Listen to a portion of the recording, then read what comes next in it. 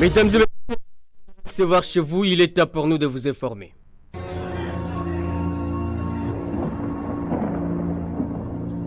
Oasis, la météo.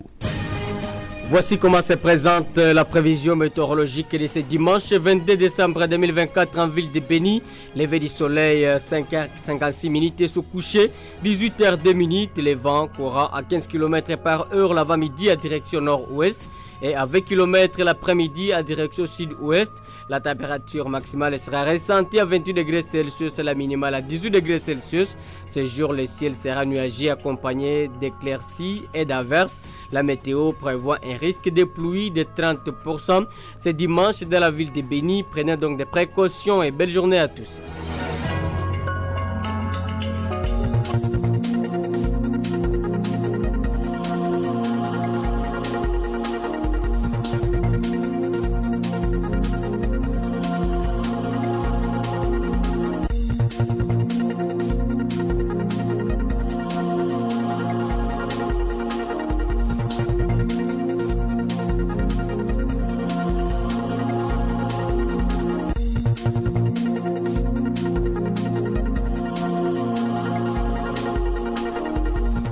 Au sommaire de cette édition, mes attentes entre les étudiants de l'IBTP et de l'ISTAD Béni. La représentation des étudiants du Congo REC, section de Béni, sort de son silence. Cette représentation vient de prendre des décisions graves à l'encontre des instigateurs. Recrudescence du banditisme dans la commune de Boulongo. La société civile et forces vives locales déplorent les relâchements des malfaiteurs par les autorités de la justice. Une personne est morte et 5 autres blessés dans une confusion survenue dans un salongo à Idou, dans le territoire du Roumou, parmi lesquels figure un militaire ougandais de UPDF.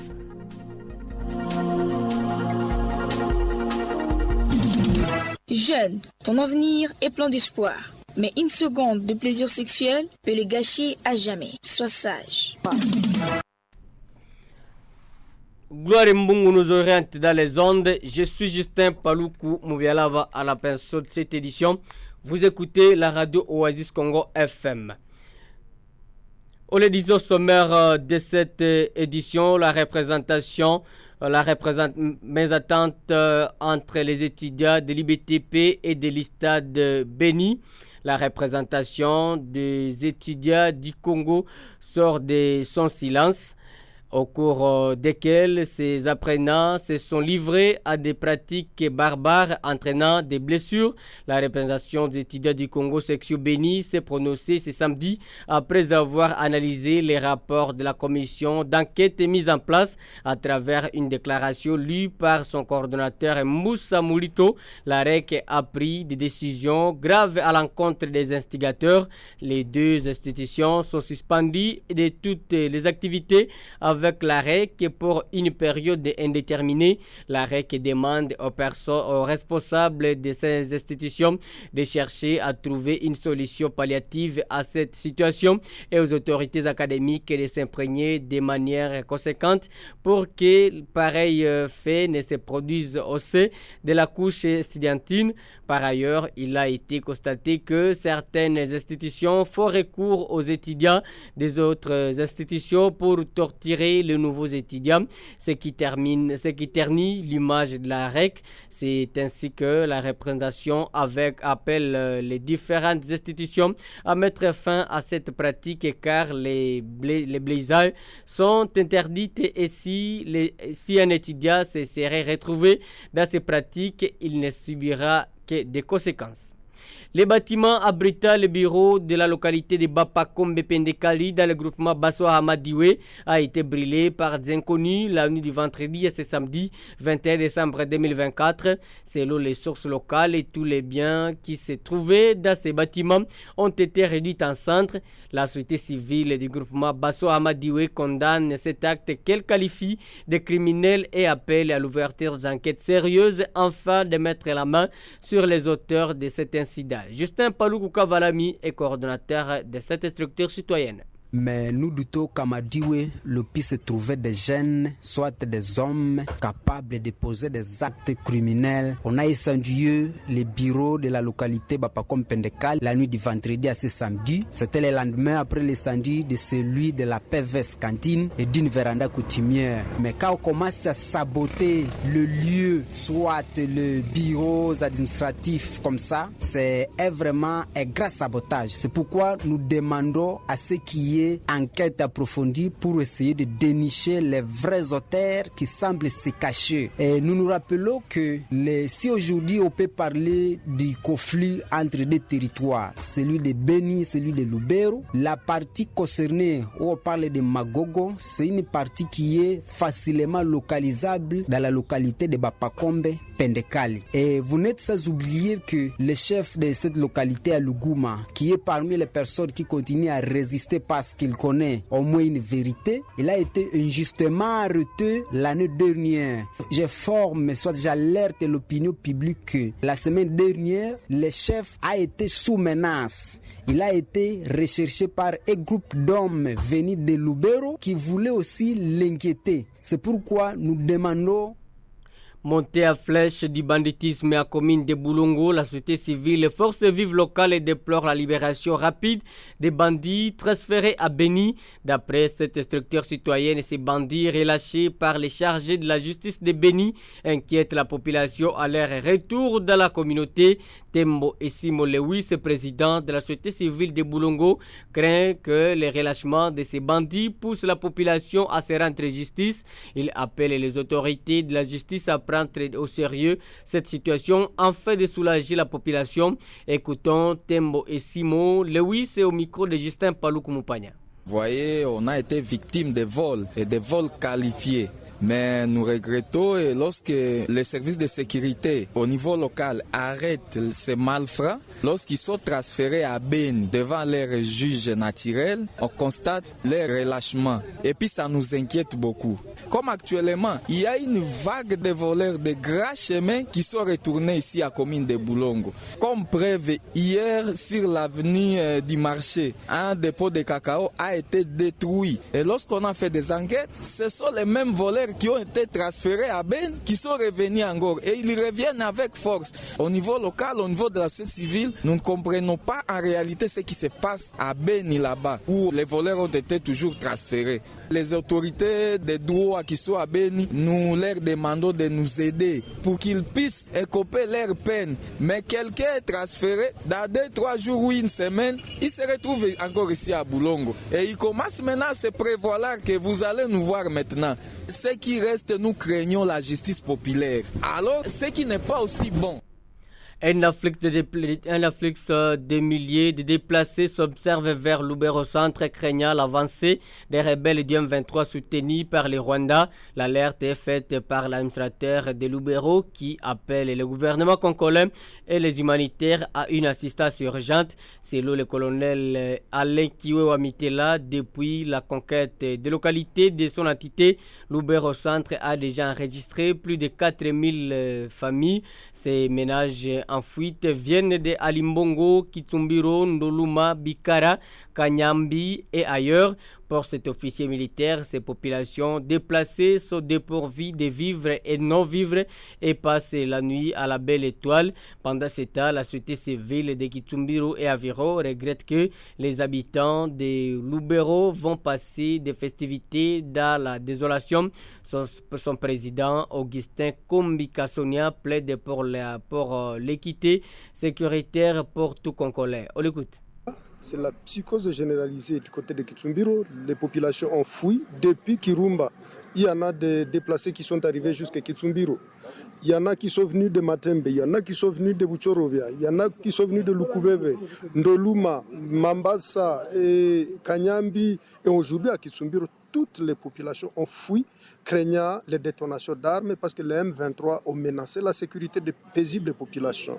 Et voilà la situation qu'il y a dans notre entité, c'est que c'est le déplacement massif de nos communautés. Ils sont plusieurs et au-delà de 80 000 sujets qui se déplacent involontairement. Alors on s'est dit, mon Dieu, on ira où avec cette guerre? Donc le problème qu'il y a ici chez nous, c'est la guerre et c'est la psychose généralisée parmi les habitants qui ont fui à Lubero, à Masereka, à Kipese, partout ailleurs. À l'arrivée de notre envoyé spécial de la région, plusieurs personnes en majorité de déplacés sont visibles sur l'artère principale de Lubero Centre à la Grande Barrière. Certains n'ont pas de moyens de transport pour atteindre Butembo et d'autres sont accueillis dans des familles d'accueil. Le Conseil de sécurité des Nations Unies a adopté vendredi 20 décembre 2024 la résolution 2765 renouvelant les mandats de la mission de l'Organisation des Nations Unies pour la stabilisation du Congo en République démocratique du Congo, MONUSCO.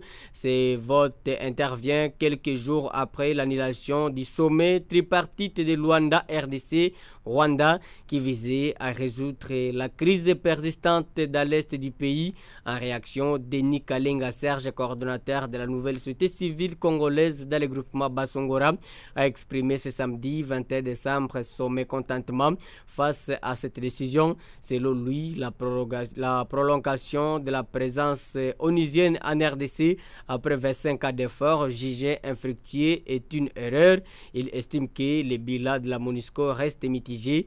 Écoutons Denis Kalenga Serge au micro d'Obedi Salama. Nous sommes dans la désolation et dans le regret de voir que les conseils de sécurité des Nations Unies commencent maintenant à prendre la décision. Les conseils des Nations Unies ne souffrent pas à notre place. Nous ne voyons pas l'importance de cette force chez nous. Même le renouvellement de son mandat, nous ne voyons pas son importance. Allez-y comprendre que depuis les 25 ans que la MONUSCO a fait chez nous et surtout à l'est de la République, nous sommes toujours d'enregistrer des cas de violations, des crimes de guerre et des cas de troubles et de violations aux droits et devoirs des droits de l'homme. Aujourd'hui, nous sommes étonnés de voir que le Conseil des Nations Unies commence maintenant à prolonger les mandats de la MONUSCO encore où dans un pays qui ne les appartient pas. Alors qu'il soit clair que notre gouvernement nous dise la vérité, qui gouverne la République démocratique du Congo. Si c'est la Nations Unies, alors qu'on fasse confiance maintenant à cette force des Nations Unies. Et si c'est notre gouvernement, parlez bien de ceux qui ont été votés par la population, qui prennent une décision à la place et qui gouvernent ces pays, alors que ces gouvernements aussi prendre les choses à la main. Nous ne voudrions pas chaque jour enregistrer des cas de meurtre, des cas d'assassinat, des cas de violation des droits de l'homme, des cas de crimes de guerre contre l'humanité. Nous maintenons toujours notre position. Et la position de la population est pure et simple. Nous sommes contre le renouvellement et la présence de la MONUSCO.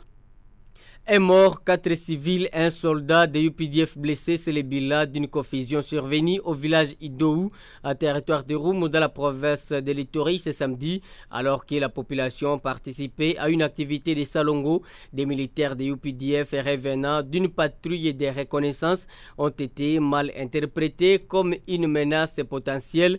Craignant une incursion des ADF, les militaires présents ont ouvert le feu. Les blessés, dont un militaire ougandais, sont pris en charge au camp militaire de UPDF. Christophe Mounianderou, coordonnateur de la CRDH, appelle au calme, affirmant que la situation est maîtrisée et qu'il s'agit d'une simple confusion sans menace réelle des ADF. On l'écoute.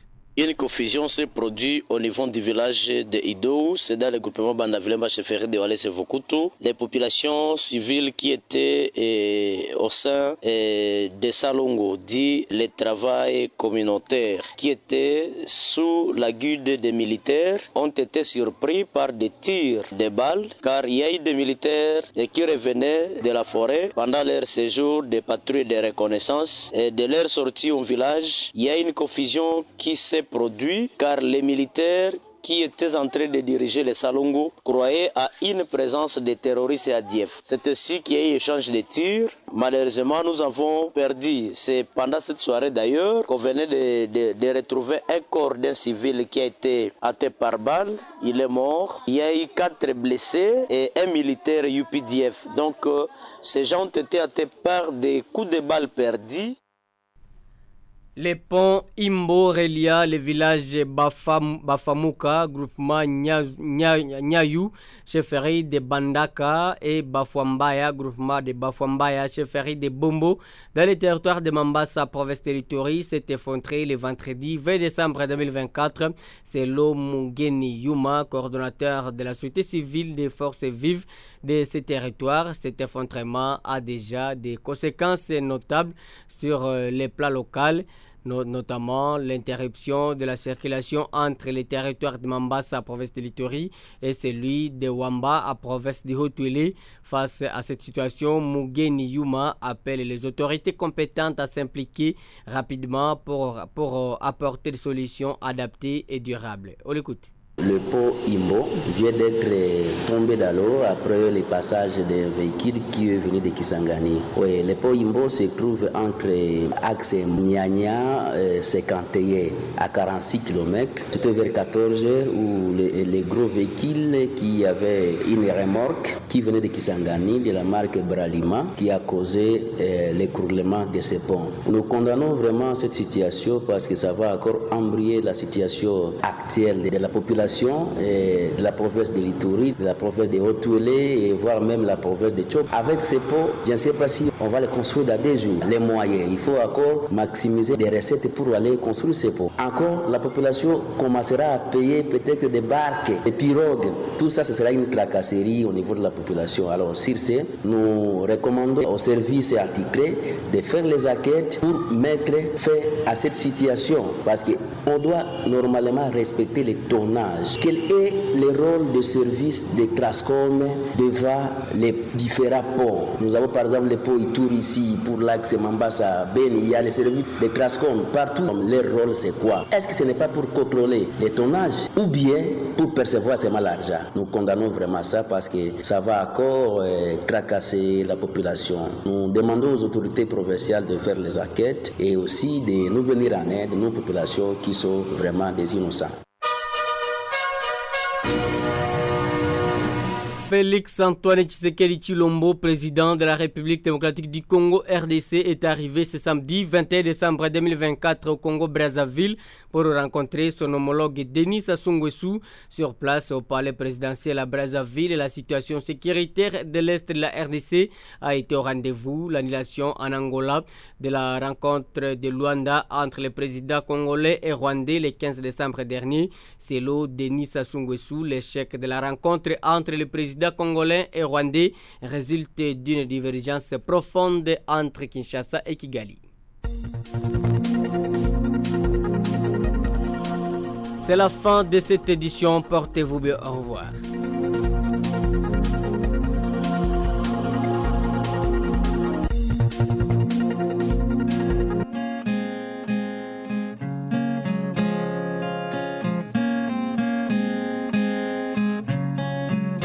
La voiture du chef de service, une voiture qui fait couler encre et salive. Nous sommes au royaume de là-bas où le fonctionnaire a un salaire connu de tous, mais au bout de quelques mois, le chef de service se tape une voiture neuve.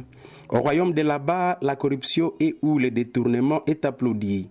Ce qui étonne est que même ceux qui œuvrent dans la justice s'achètent des voitures hautement supérieures à leur salaire. L'homme qui a 300 000 dinars le mois, monnaie utilisée au royaume de là-bas bien sûr, s'achète une voiture de 8 000 euros, ce qui équivaut à 4 ans du total de son salaire au vu du taux d'échange au royaume de là-bas, sans compter bien évidemment les dépenses ménagères au quotidien. Il y a peu, madame le chef de service s'est acheté une voiture au vu de son salaire connu et que dans la cité il y a eu un détournement de devises. Toute la communauté a compris qu'il s'agit de la voiture issue de l'argent volé. Mais comme au royaume de là-bas, au vol en équipe, ceux qui sont censés enquêter sont eux-mêmes voleurs, roulent dans des voitures gagnées par vol ou détournement. Au garde de silence. Il est vrai qu'en plein pèlerinage, le chef de service dont il est question nous a donné l'occasion de rouler dedans. Oui, elle est pimpant neuve. Nous avons vu que le royaume de là-bas est la seule nation au monde où les salariés étatiques s'achètent des voitures par détournement des deniers publics. Ceci sous le silence coupable des forces vives, sous le regard des cours et tribunaux. Le développement communautaire est un mythe au royaume de là-bas. Car l'argent censé développer la communauté est vraiment en train de développer les individus.